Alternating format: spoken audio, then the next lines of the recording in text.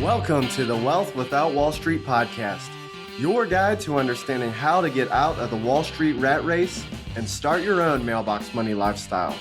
Now, don't let these handsome Southern draws fool you.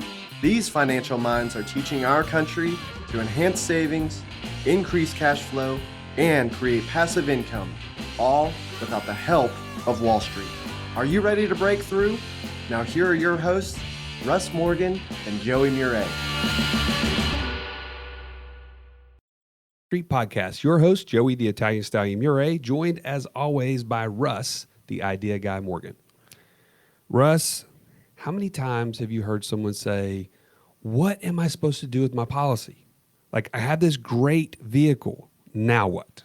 Well, I think also it's, can I hear more stories of people who are actually going down this journey, who are building passive income streams, who are more like me? Like I have a regular 9-to-5 job, or I work for a company, and I want more time, but right now I've got more money than time, and I need outlets. Well, people are looking for the ways to get that back. I mean, we actually had a call with our business coach this morning, and what did we talk about? We talked about our life in weeks. Like, have you ever thought about breaking down your life, not in terms of years, which is the norm, but thinking about them from week to week to week? Like, am I 1 week further from having more time with my daughter at her ballet recital? Or am I 1 week closer to spending more time picking my kid up from school? Or doing what is that thing on the other side of that for you? What is it that you can get fired up about right now today about this coming week? What steps can you take? That's what I love about today's episode is Travis Wood had one of those examples, one of those times that he was like, man, this is a wake-up call. Now I got to take action. Action. That is really what I took away from this podcast, is that there was no shortage of him taking action. And even though he would say he didn't have a whole lot of time, he found time. He found ways. And it was really interesting that he was finding different passive income strategies that were being funded by some active income strategies.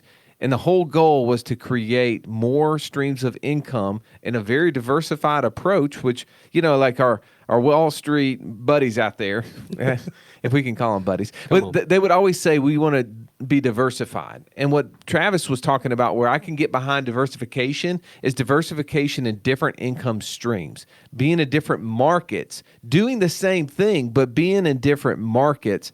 I love that about this episode, and I know that you're going to love to hear from one of our community members, someone that is very similar to you, sharing what's possible. So let's dive into our interview right now with Travis Wood. Welcome into the show. We have Travis Wood on the air with us, man. Welcome to the show. Hey, great to be with you guys.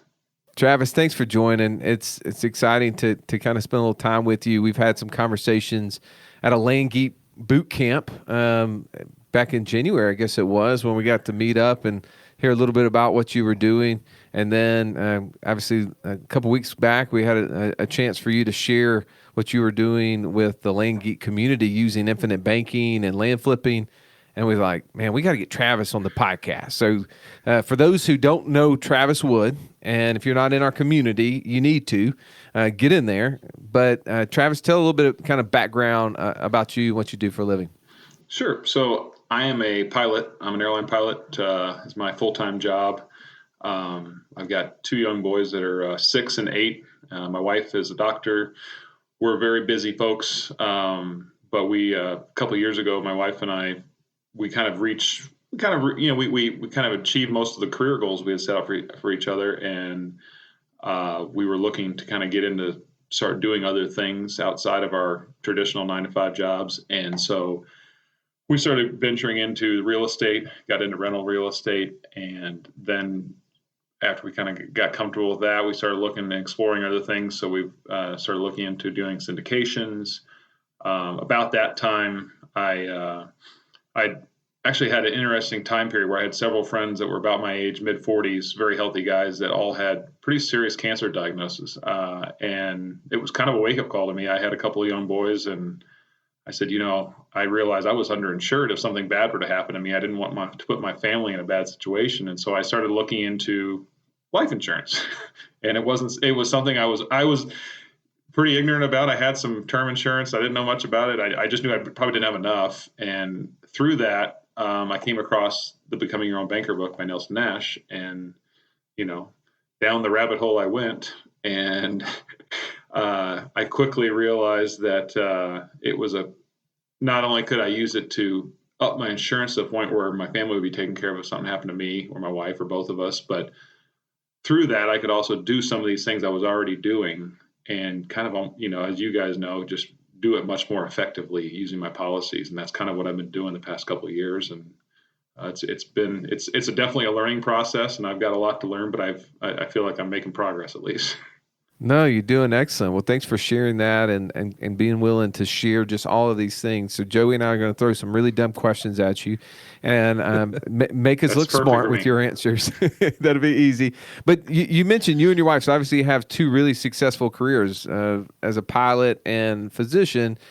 Would you guys put yourself in a class of people that have more money than time or time than money?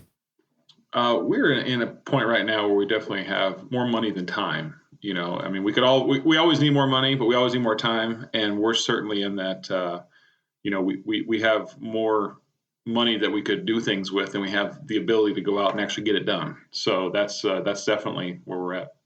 Well, I'm curious, you mentioned the kind of the wake up call of having some friends around your age who ended up having cancer as kind of a motivation, but then you also mentioned you wanted to do some things outside of your normal career, like real estate. Was there some reason outside of, that health scare or potential health scare that drove you to some of these passive income sources? I think for me, a lot of it was I had been very focused on my career as a pilot. I never had any entrepreneurial desires. I was basically one-track mind. I wanted to fly airplanes and be the best pilot I could be.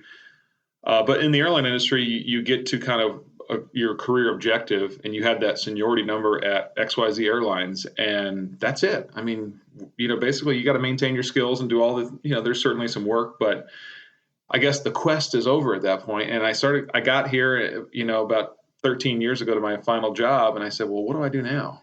And it took a couple of years of kind of wondering, but I realized I'm a happier person. I like learning. I like discovering new things. And when I realized that, wow, maybe I could actually discover some new things that would be kind of fun to do, but also get me in a position where I don't need to rely on my day job. I can go to work because I want to, not because I have to.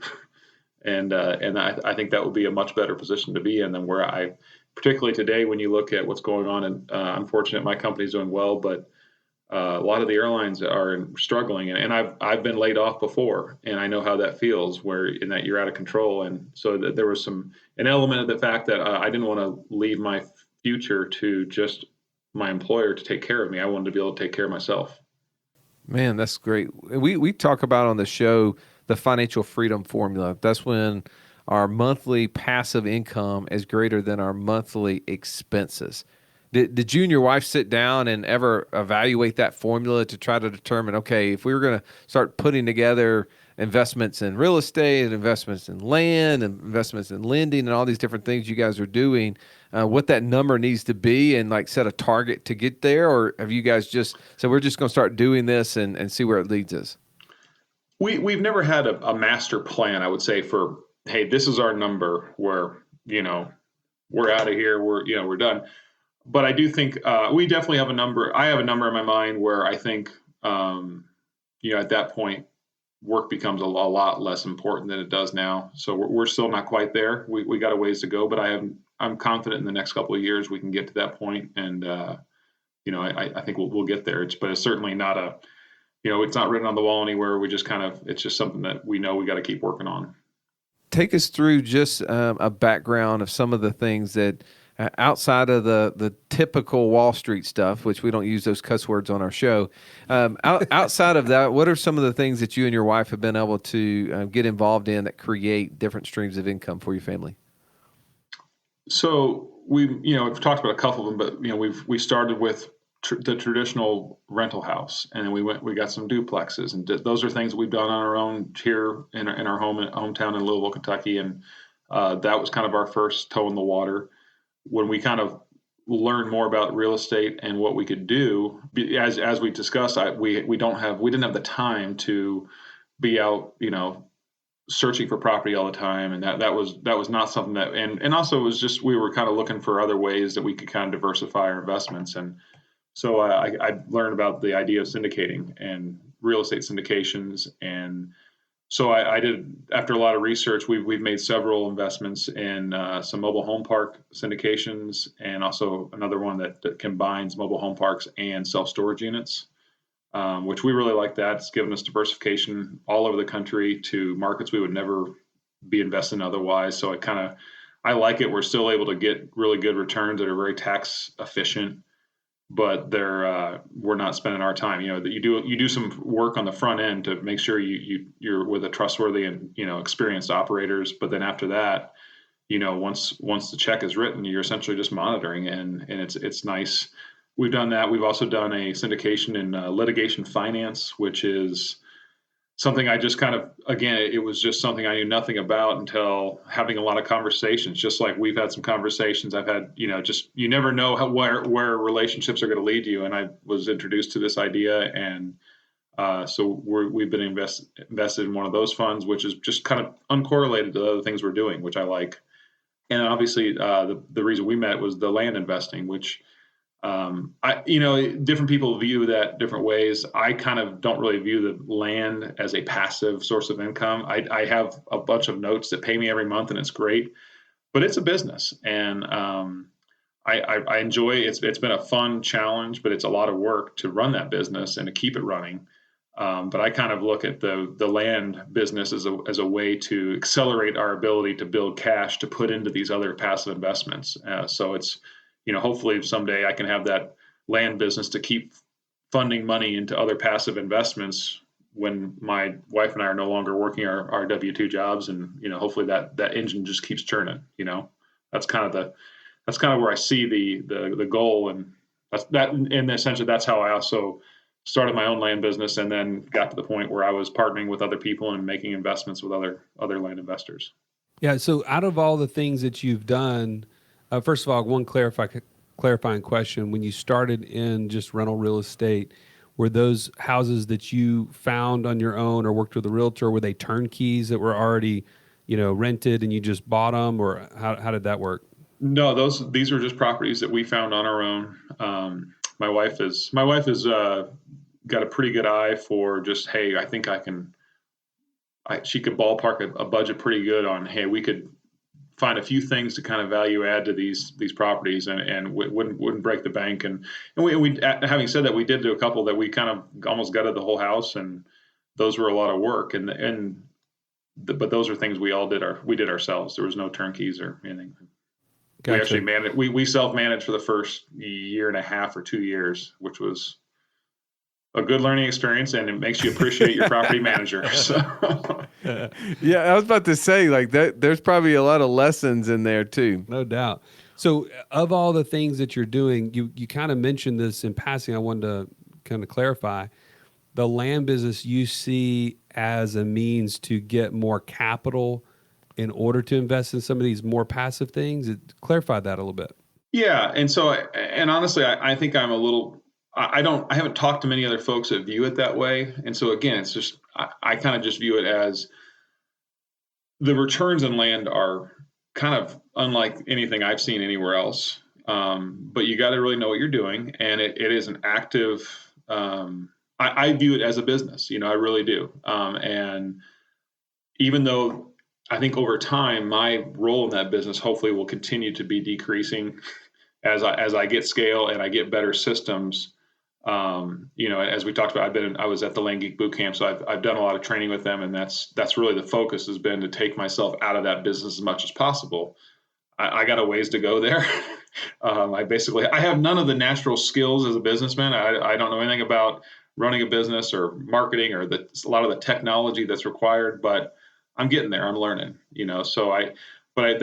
that is certainly something I look at as something that's going to hopefully replace my job income someday, so that I'll have another revenue source that's not just, hey, how are my investments doing? I have kind of another leg on the stool, so to speak. Today's content is so awesome, man. I just wanted to make sure you knew that there's access to the Q&A from today's episode at wealthwithoutwallstreet.com/community. Yeah, you need to be a part of this movement if these are the types of things you want to learn about and be surrounded by over 3,000 other people on the same journey. Let's get back to the episode.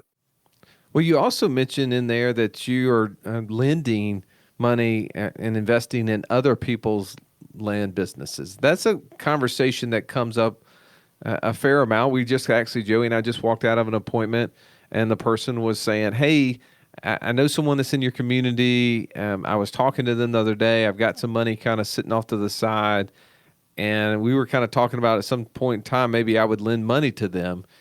How does that work? And that, that's always that kind of unknown, right? Never done it.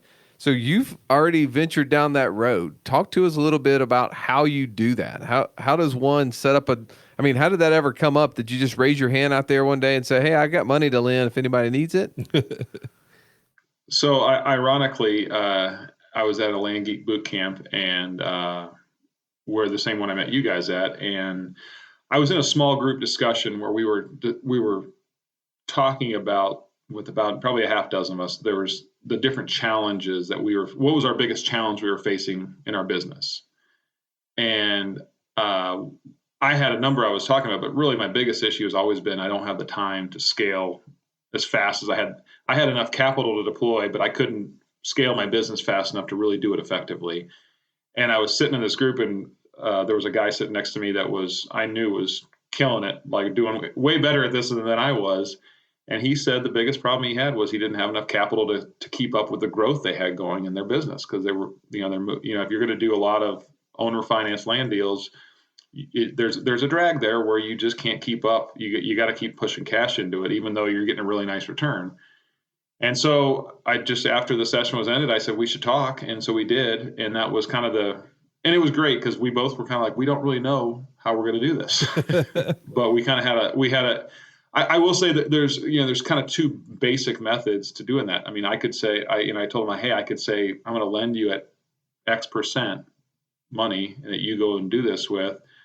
I preferred a different approach because, I kind of look at lending at a fixed percent, almost like, I would need some kind of collateral, like some kind of personal guarantee. And I said, I don't ever want to be in a position where I've got to come after someone for money if something goes bad. Right. And that's just not something. So I prefer kind of almost to be an equity partner. So how it typically works is I will pay for the price of a property or possibly a group of properties. And then there's a split between the investor and the business owner on the profits that come in. And so I get monthly checks or monthly deposits in my account from, I think, 5 or 6 now partners that I'm working with. So it's been a nice supplement. And those returns are not as high as what I do in my own land business, but again, they're much better than anything else I've seen out there. And I kind of have one nice thing about having other investing options, like the syndications, is I kind of know what I can get just to write a check and be done with it. And so I kind of have a bar set based off that said, here, I'm going to have to beat this. And so if we can beat those numbers, then I'm happy to look at deals and partnerships and go forward. But if not, then I kind of have other places I can put my money that can earn those returns. And how has that been going? Has that been a good experience? It's been great. I've got to work with a lot of people that are just awesome. They're all people that I've met and that I know of on some level. So there's a trust factor there. I don't look at the deals. I just basically make sure I'm comfortable who it is that I'm lending to, that I think they're trustworthy and they know what they're doing. And I just let them know that hey, I'm not going to tell you anything about what I want you to do. I'm just going to tell you run this like you would run it without me being here. Do what's best for you and your business, and I think that'll take care of me in the end. And so far, it's been a very good experience. Well, I like the way that motto is. I actually had a conversation the other day, Travis. I don't even know if I told you about this, Joey.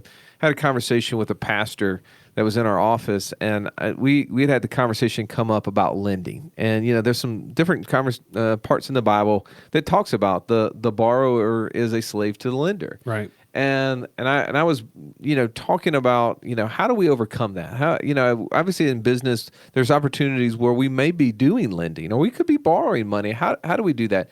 And he had a really interesting take on it, which is really similar to what you're doing, Travis. He said what I find is a better idea is that you as the lender you have a stake in the business of the borrower, right? Where you're helping that borrower, you're buying into the business. So that way you guys both are motivated by the same standpoint. Like you want that person to be successful, right? Because you're ultimately receiving profits out of the sale of those transactions, and they want to be profitable so that they get their share of the profits. And I think it's a win-win proposition. And, you watch things like Shark Tank. I was watching that with my kids the other day. I mean, that's what they're doing, right? They're getting a percentage of the business. Sometimes they will also do some small loans on the side in addition to the equity stake in the business, but they always want an equity stake. And I think that puts people aligned to the same goals and motivations. So I like the way you did that.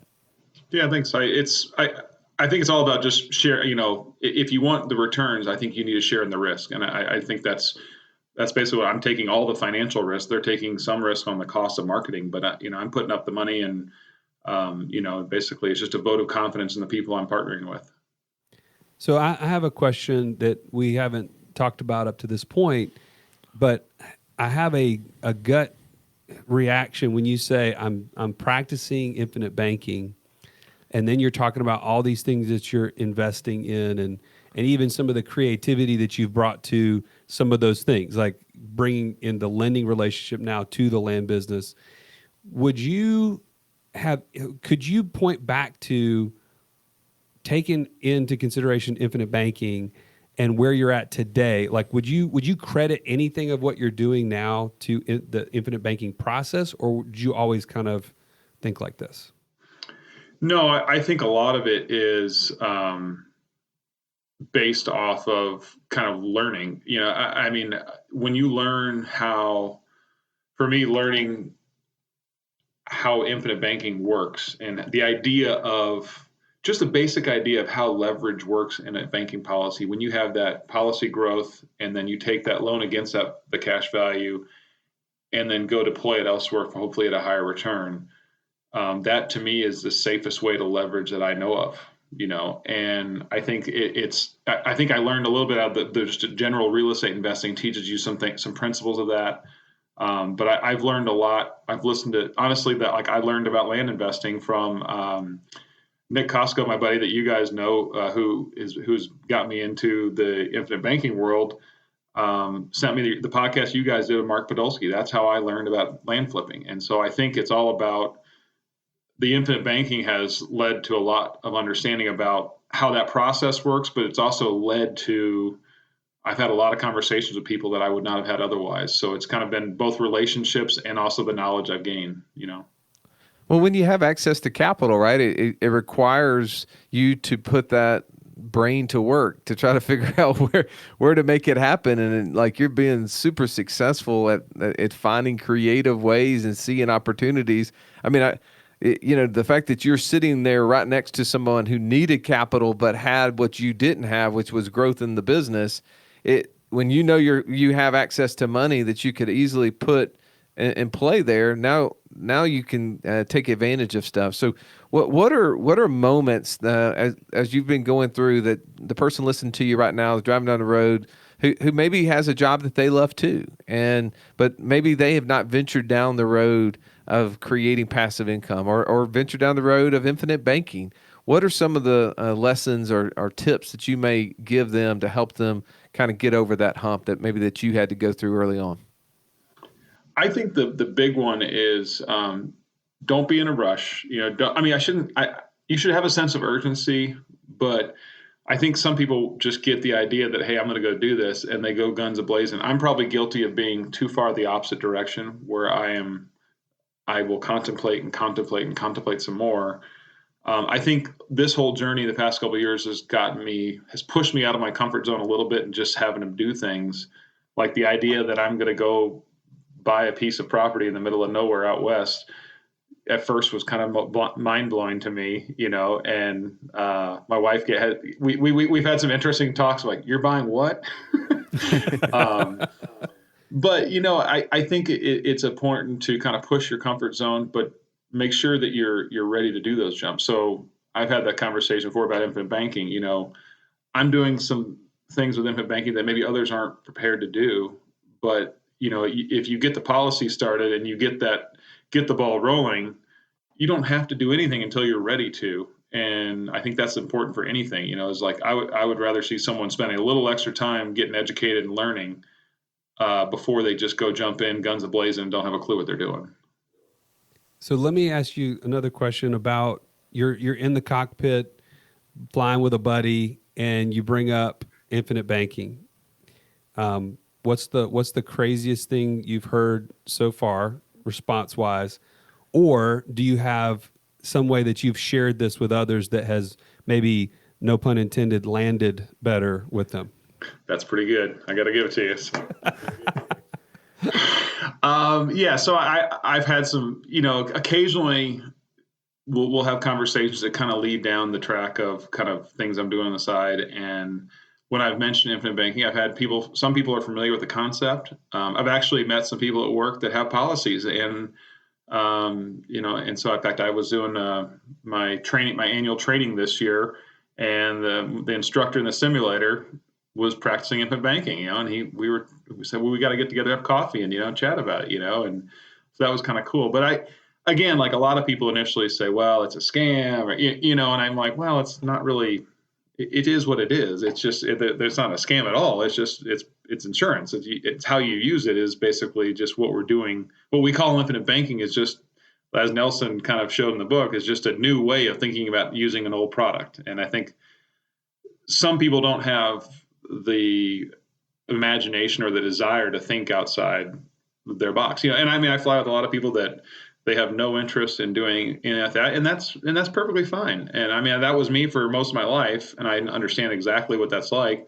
And other people are just they got too many ideas running around their head. They don't even know where to go next. So I think it's just finding the right person that is open to thinking about those things and that wants to do it. Well, Travis, you mentioned imagination. Obviously, we can credit maybe the Wright brothers and some of those that had an imagination, and thankfully so, which gave you a career, gave us the ability to travel at a much quicker pace. And that is true when it comes to these sort of things. You have to have an imagination. You have to be able to see things that don't always exist in front of you.